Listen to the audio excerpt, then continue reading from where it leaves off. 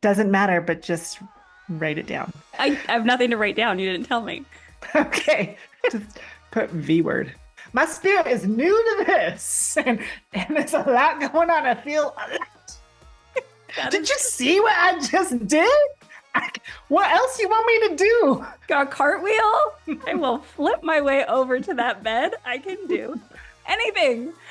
Just like I'm loving you so much, and then just I'm licking you. I'm licking you. Oh, you taste so good, and then you eat them. Hi.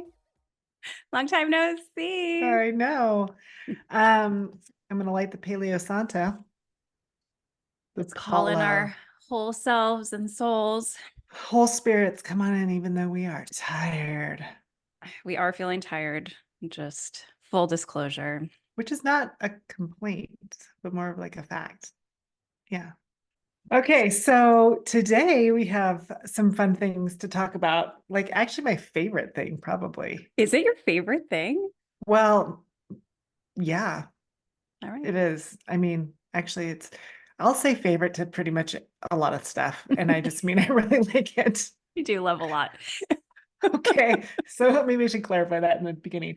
Okay, get your Look at you. vortex going. Keep looking. Like, can we go in the vortex now? Can we go in the I'm ready okay. to go in the vortex. We're I gonna feel like you picked a different one than these, but I'm gonna just pick this one. all right. Okay, ready? Be right One. back. Oh my gosh, these are so I can't even Okay. see what color yours are. That's I oh, almost picked those. I almost you picked did. You went those. with the love heart I glasses. did because we're I talking about mothers. oh, right. I feel like I identify more as this. I think that's fair. I think Also, I don't like the red lenses in those glasses. I just it feels like it would make it hard for me to participate. it looks like I'm in a sauna with red lights right now. That's what everything. Like I look at my house and I'm Okay, like, oh, it's very red. I may exit the vortex a little bit more today than that's normal. fine. You don't have to be in the vortex the whole time. Okay. But how much do you love? I think this might be my favorite pair so far. This purple. I want to I put mean, those on for a second. you can just put them on if you don't want to be in whatever you just entered this one. Oh, these are See? so much better. I like these so much more. See? These purple sparkles and these are very Jetsons. They are. They're Don't you think? This is like yes. a total Jetsons look. Also, I could totally rock this every day of my life. You could. I probably cannot. Could too. You could too. Could too. Could too. Okay. I'll Okay. I'll hear that from you. Perhaps All with right. my Veronica wig on, I could rock I this. was just gonna say maybe we should talk about Veronica for a minute. Already? It's so Is it too early. soon? It's too soon. Okay. She'll come up. She'll have her own episode. She will have her. Oh, I know the episode Veronica's gonna come into. Hmm. Yeah, don't worry. I'll tell you about it later. Doesn't matter, but just write it down. Stay tuned. Stay tuned. I have nothing to write down. You didn't tell me. Okay. Just put V word Okay. Today, today. okay, but so today we're going to talk about mothers, Yes. celebrating mothers. It's almost Mother's Day. I don't know when this episode's actually going to come out. So it may or may not be near Mother's Day, but it's nice that it is around that. It's relevant. And we want to celebrate mothers and also talk about, which is one of my favorite topics, Yeah. is women as portals too. Right. But before we do that, Okay. in episode 1, you talked about knowing that people were going to die. And since that episode, we have had further conversation about it. We've had revelation. Yes, you had a revelation, and I think it's worth sharing. So you should share it. Okay, so as I thought about that, because I feel like I don't really know that I could predict when people die, but what I do feel like I can do is connect into the energy. Because at the in the first episode, when you said what is magic and magic is energy to me, right? Or Yeah, that's like an interchangeable word, and right. maybe a word that people can connect into more. Okay, so for example, I think what I was picking up on when I said I thought, so I would get this very sick to my stomach feeling, and then immediately as a really young kid, and I can't remember, I think the first time it happened I was young and somebody a toddler died in a car crash excuse me, of a family that we knew, I didn't personally know the toddler, but it was really traumatic for this family. And because it's a small community that I grew up in, it was traumatic for the community. So I think the energy that I was picking up on was not predicting death, but getting that information, that devastating information, and the energy that comes with that. I was picking up on that energy from the people who were experiencing it full Yeah. throttle. So it was like a really strong form of empathy that you were Yeah, feeling. something like that. So when I would feel that, I still did like my little prayers, like, I don't want it to be any of these people. Like, I want to keep Right. all of these people safe. Like in my head, I would go through, like, I don't want to know until I've thought of everybody that I think needs to be here with me on the planet. Um, and then and was when I was 12 that I felt so sick and nauseous. And that was when it was closest to me. And that was when my grandma passed away. And I felt so sick that, but it had probably happened earlier in the day. I'm not even sure the timeline, but I think I felt that transition or that passover of grief. And then what I related it to, like which make more sense to me in motherhood is I used to and still can, but when my kids were really young, I would wake up in the night seconds before they would wake up and start crying because they were hungry. But I would already be awake because I could already sense like that they needed something, Yeah. right? Yeah. So that's how I was relating it. Like, oh, it's like it is an energy. It's like we're all connected, and um, sometimes the energy that you're picking up on is not your own, but you understand what it is, or you don't understand it until you get more information, and then you're like, oh, that's what that was. Like as soon as I hear my kid cry, it's like, oh yeah, that's why I'm awake because I need to Mm-hmm. feed him. Mm-hmm. And then recently, just last week, was like, oh my gosh, I'm so anxious. I just have this anxious feeling. I was in bed. So I was like, ugh, I can't deal with this. I'm going to get up and pee. Maybe that'll be able to sleep. And then immediately I hear my kid coming up the stairs and he had this awful nightmare, which he didn't tell me about later. But he told me what it was so like it was like a movie murder mystery. And I was like, oh my gosh, that is why I was so anxious because I was already feeling whatever that energy was. It wasn't me being anxious. I was like, I don't even know what I'm anxious about. But it wasn't me, it was him again. Yeah.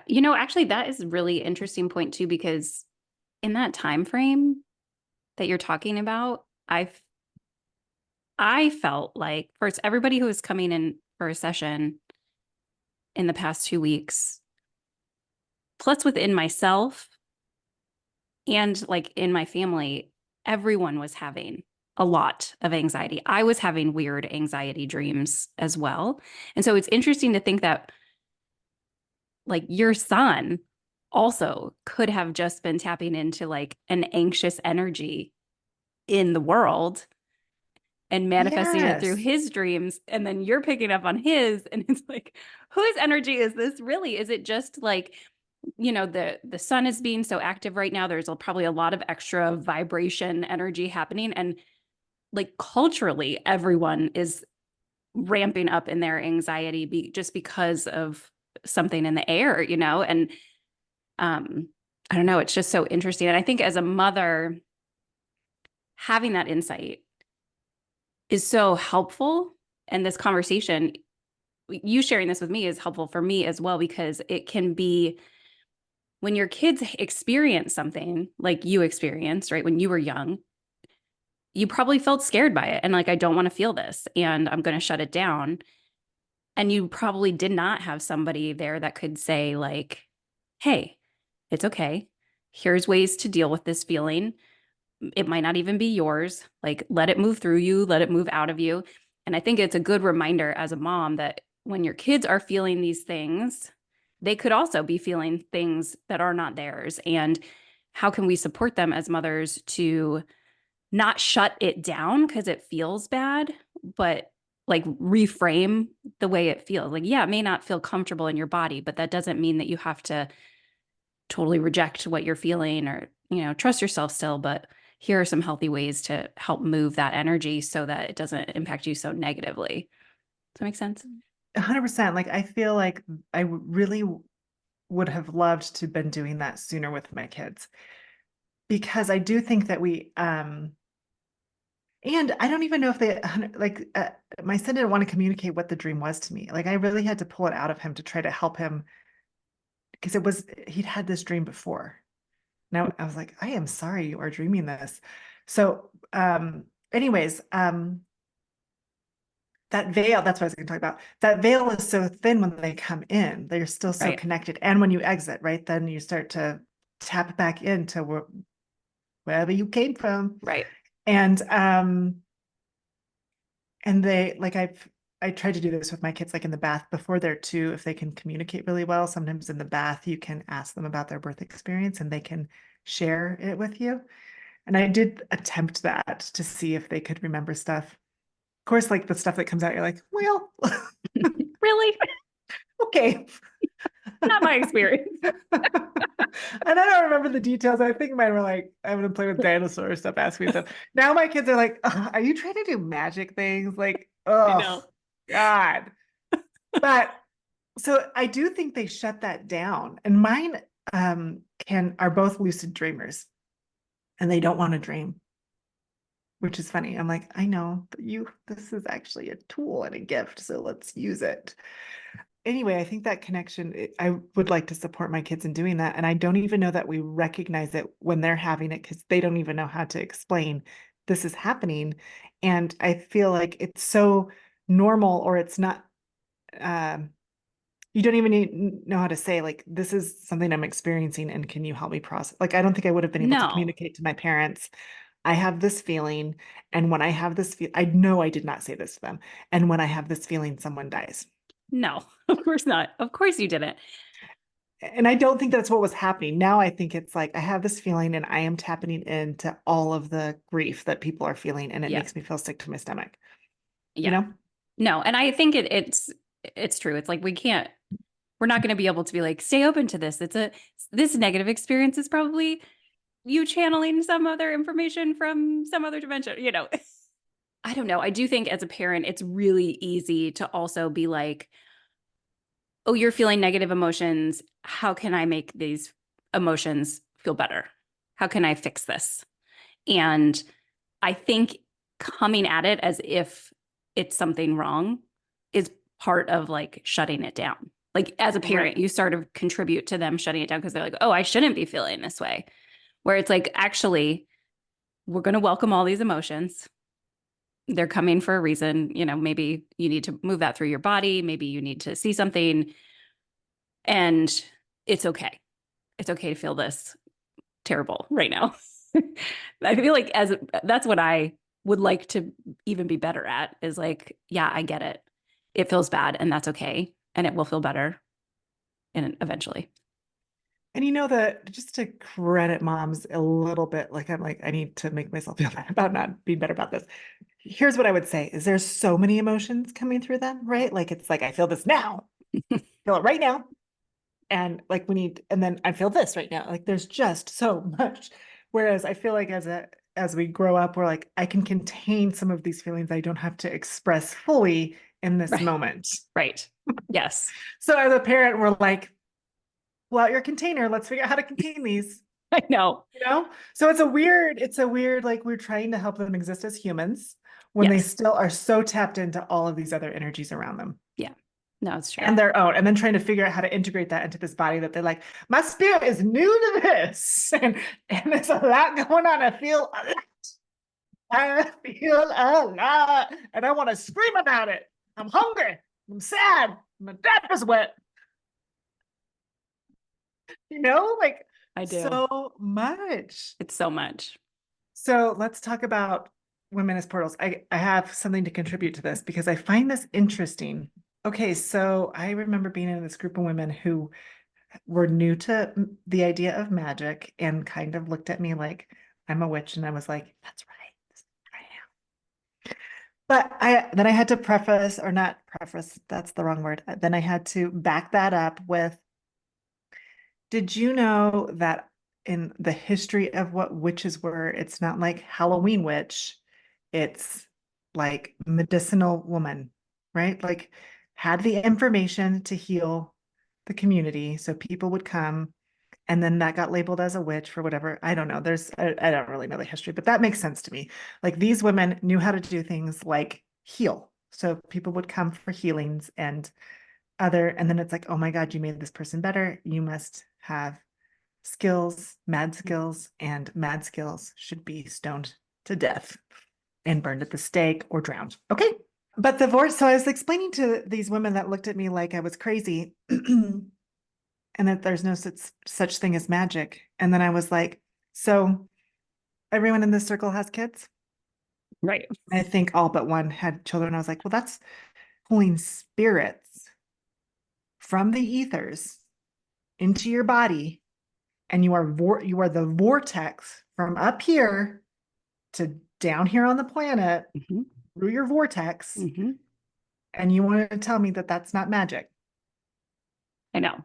You want to explain that away with science? I mean, there is a lot of science behind that, but again, I that can be an interchangeable word for me. But how do you explain souls that come through the vortex onto the planet? The best word for that is magic, and that's all I have to say about that. That's why women are. That's why women are magic and we Mhm. celebrate them.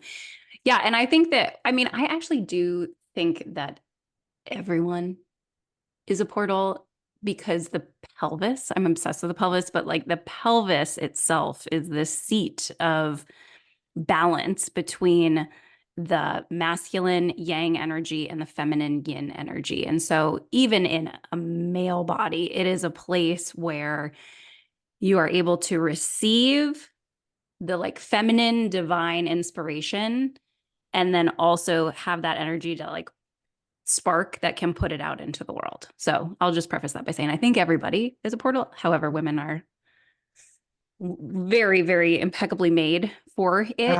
Oh, But like, even if you don't have children or get pregnant or any of that, it even that area of your body, the pelvis, the womb, it is the seat of creativity. So any like idea that comes through you, in my belief, is coming through that portal area within your body. It is like that's where you receive the information, that's where you put the energy out into the world. That's where you make something from nothing. And it's why it's so important to be connected into that area and be balanced in that area so that you can be that open portal for whatever inspiration wants to come your way, whether it's a being or an idea or a piece of art, whatever it is, that area is the portal. that's your creative center. I It like that. is. Yeah. I don't know if I've heard that before, but that makes so much sense. And so many people are so out of balance in that area.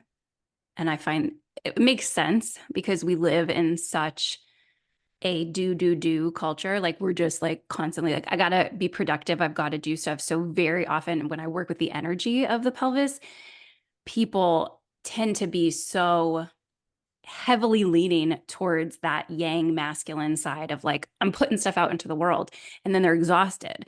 And if you can balance the energy and get them so that that more feminine flowing energy is moving through, it's like everything gets easier because then they can just, like I said, like receive this inspiration and then it's easy to put it out in the world.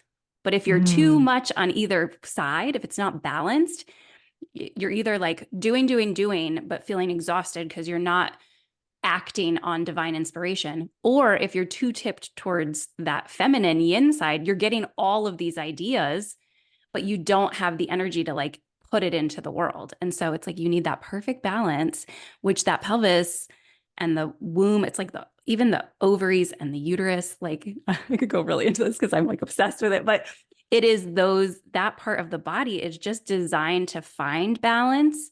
And once you do, it's like, oh, everything becomes easier. And anywhere you're stuck, become unstuck and life just flows. That's so funny. Now I want you to work on my pelvis again. I can do that. We can do that virtually. Well, hey, yeah, you Hey. can.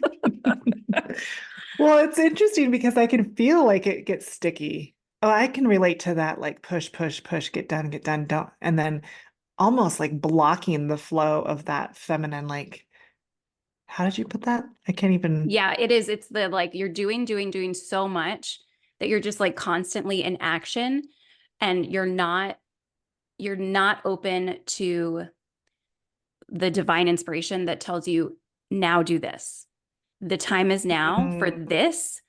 And then you like the spark is there, you put it into the world. It's like you're like spinning your wheels trying to do, but you're not being led by what is actually being fed to you by the universal energy that's flowing into you. And so it's like you want to have that energy come into you. And then it's like, oh, I should do this. And then the energy is there to just make it happen. And you're not exhausted because you're not trying to do 45 things. You're just doing the one thing that feels like the right thing for this time, for your body, for your life, for your soul. mm. Yeah, because I feel like often it seems relatable that you're just on a hamster wheel. Like I think I'm using I know. energy, I'm using it up. And But how like, many of those things that you end up down the line doing, and you're like, oh, I didn't need to do any of those. right. Those weren't the right things. Those weren't the right actions because they weren't guided by the universe. And that goes back to just making that time to be quiet with yourself. And you know how much I do not like this word, but meditate. You don't have to though. I think that that this is another top. I'm going to write this one down too because I do think there is something to be said about being open to slowing down. I think that that yin energy, that feminine energy, it is slower, but I picture it as a river. It's a flowing river. And so anything you do where you're in nature, going on a hike, dancing outside, going to a fire pit, like whatever you can do where you are surrounded by nature, automatically will start to bring more of that yin balance into your body and open that part of you up. Which There's is, actually some that people that say that like meditating as a form of like sitting down and quieting your mind is actually very like masculine energy because it's like like forcing it. I'm telling my mind to stop doing it. You're like shutting off the flow of those natural fluctuations of the mind. And so it's like, okay, don't do that. If that doesn't feel good, don't do that. Go somewhere where you feel nurtured by nature, where you can find flow in your body, you can find flow in your mind. And then it's like, it's just going to open. You don't have to force it. For me, that's more relatable. Yes, Hmm. that's who you are. Yeah, I like that. Especially get into nature. I just feel like that's the best advice for everybody. Whenever, especially if you're out of balance in terms of like the yin side of it, if that feminine piece of energy feels hard to access, go in nature. You'll find more balance Almost immediately for me. immediately. Get your bare Yeah. feet on the ground, lay down on the ground, like connect to the earth. I had a really hard time connecting to that energy for a very long time. And now I'm like, oh, I love it. I love it so much. Mm. But I was very much in that I need to do. And if I stop doing, nothing will happen. And now I know better. Right. And I think even yesterday when I was like done with a day of photographing and it was a full-on day, um, when I went outside into the alley, I was like, oh, I'm outside. And I was like, this is how people in the city can do it. They don't even have, like, I don't have to be on bare dirt or grass or in a forest. I just have to be outside in the open air. Yeah. That's it. Let the sun hit you, hear a bird chirping.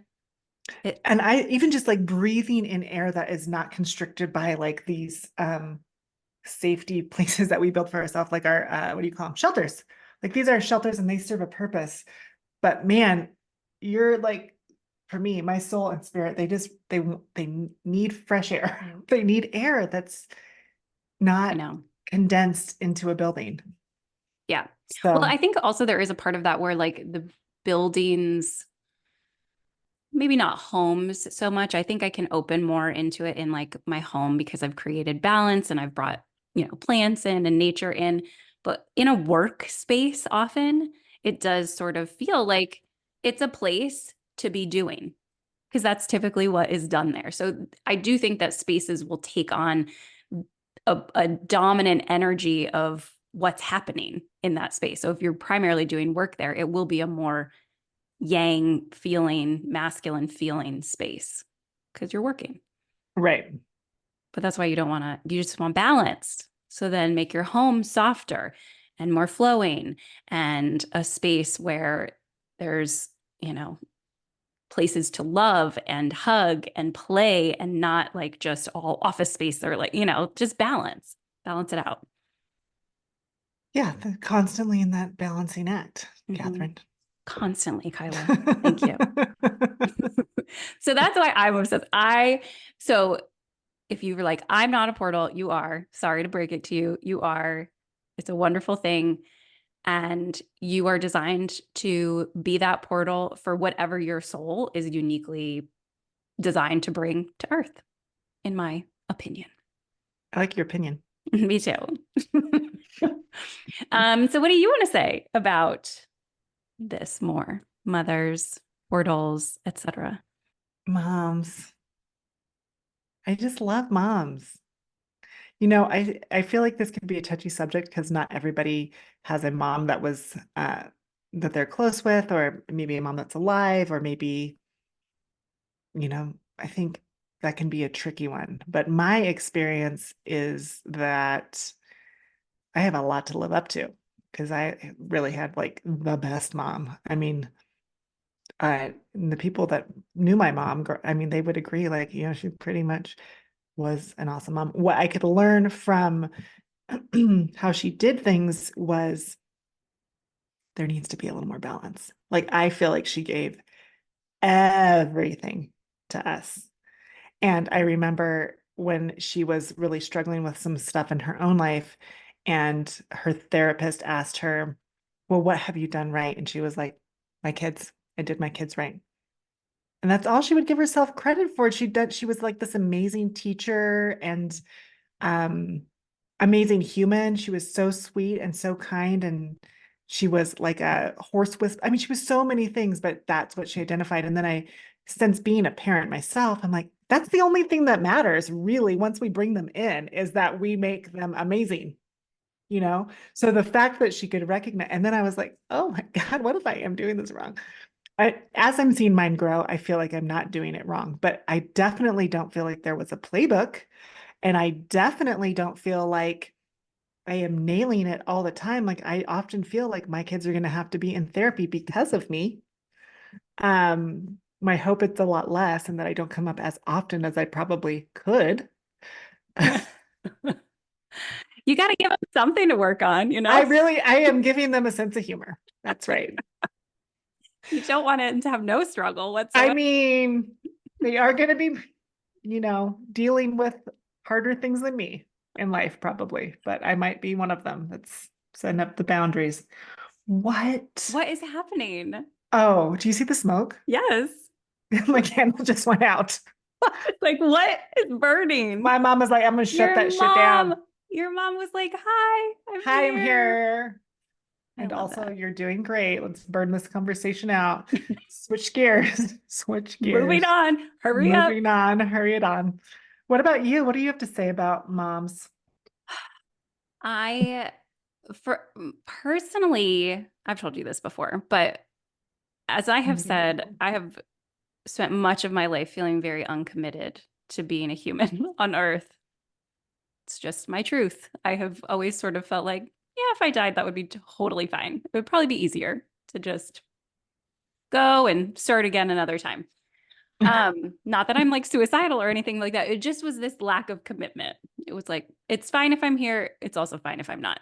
Until I had my children. And then I was like, right, I have a job to do.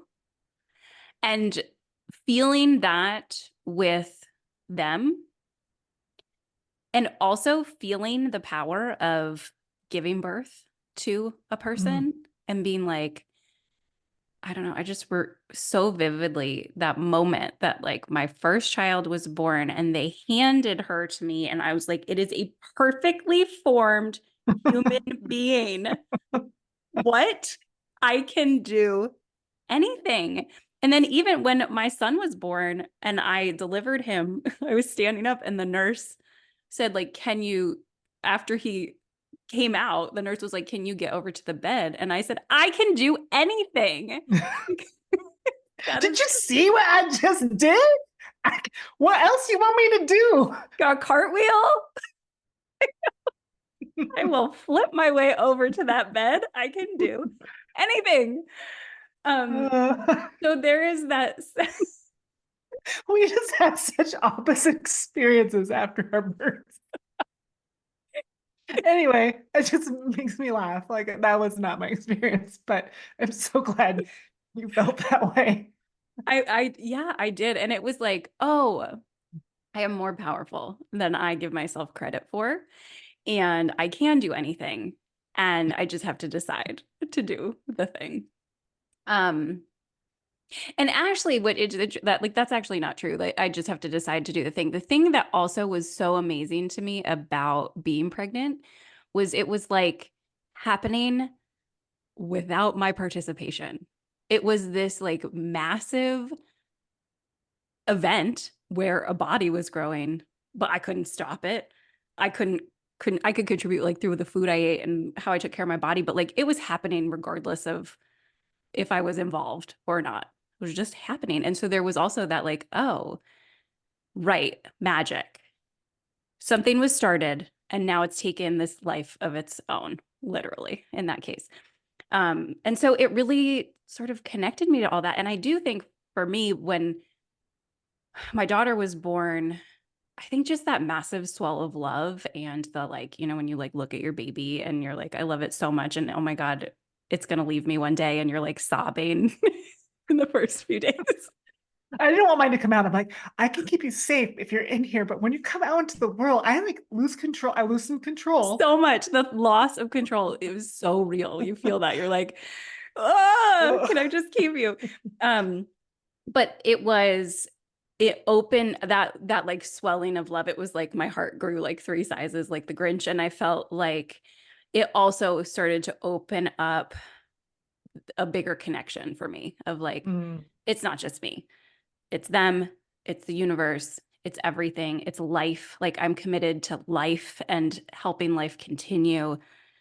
And so it was a really powerful experience for me. And I also had a wonderful mother, and she continues to be a wonderful mother, who is not someone who would strike you as particularly strong when you like interact with her. She's very soft spoken and quiet, but is like the strongest person I know in the choices that she's made. And they were always made for us and our interest. And so that always, again, I just saw in her an example of someone who maybe didn't know that they could do these things, but then because they had to care for others, were like, oh, I can do it. I can do anything.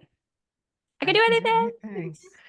Yes. And after I think this, somebody said this is not my own thought, but I was like, duh, of course. If men could give birth, there would be less war. And Right. here's why. Because when you realize how hard it is To make a person. to make a person and then have them grow inside you and then get them out. Like not everyone has real smooth births. And I had a smoother birth and it still was intense, but smoother. And I had a very intense birth. And I think that was the difference. Like when my first baby came out, I was like, my reaction wasn't like, I can do anything. It was like, oh, thank God that's over. Like, oh my God, thank God. Like, it wasn't like it just was like my whole body was like, oh. And when you, whatever, I think we might have to do a whole nother thing on our birth stories. That would be good. But what I remember, what somebody said is if they knew how hard it was to get life here, they wouldn't so quickly take it away. If it would mean more, because it would be very difficult to kill another human when you knew how much went into getting them here, you know? So Yeah. I don't know. I thought that was an interesting perspective because it's like, oh my God, yeah, it is so. And then to get them here and then to keep them here, like to keep them alive for I know. as long as you're responsible for keeping them alive. That love is so strong. And for me, like with my partner, I was like, oh my God, I think that's where I was like, we could do anything. Like we made this baby. We could do anything. Like, and then I remember thinking, I don't understand how people get divorced. Like once you have experienced this together, once you have like made this thing, and then you like look at it and you see like both of you in this thing that you created that you said is like perfect with the soft. What is this? I mean, it is the softest thing I've ever felt. Newborn baby skin. The best smell. I can't eat on this smell. But that newborn baby skin, I was like, I can't even believe I'm touching this. Like, what is this material? This is not skin. This Pristine. is like, what is this? This is like angel skin. It is skin from the heavens. But like, I could not get over how soft that thing was. That just, you want to put it into your face and just, you kind of want to eat it. Then you're like, now I understand. Why people are like, I'm gonna eat you. You're so cute. I'm going to eat you. And why in nature they eat their young. They're like trying so much to love them and then they accidentally bite their heads off. But it's usually an accident. I'm sure it's an accident. Just like I'm loving you so much. And then just I'm licking you. I'm licking you. Oh, you taste so good. And then you eat them. Like that's probably what happens. Yeah. I don't know. But I remember thinking that how do people get divorced? And then my beautiful baby was just so cried so much at night in the afternoons. And like pretty much Steve would get home and I would be crying and the baby would be crying. And he would like be like, give me the baby. I'll take him for 1 second.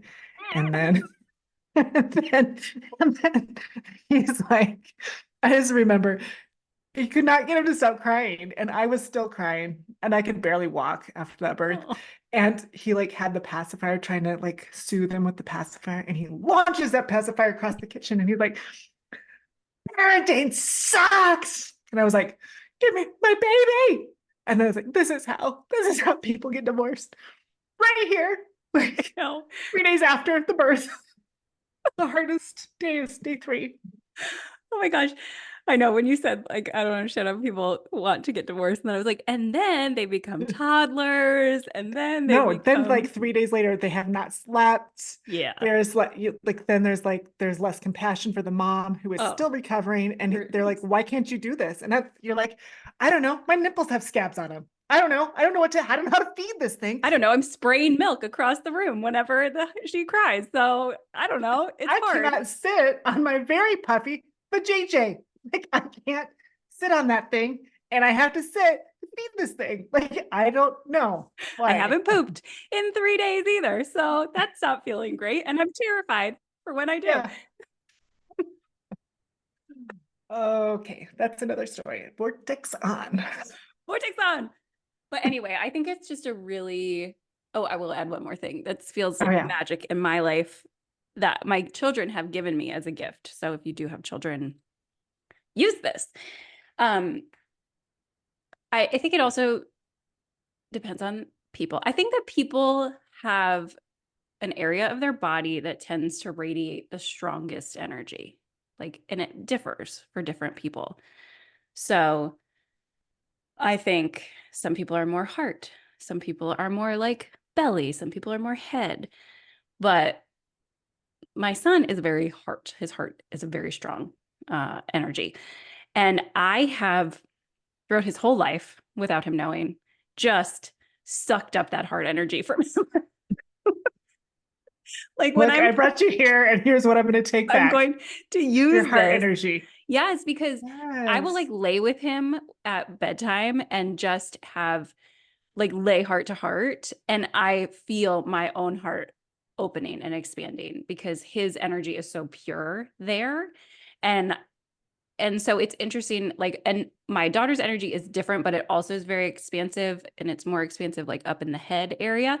So I'll do that with her too. But with the heart energy, it just feels like very easy for me to like literally lay with him, make him feel better, but also feed my own heart opening. And so if you have a kid that's really open in the heart, use it. That's a perk of being It's a a parent. perk.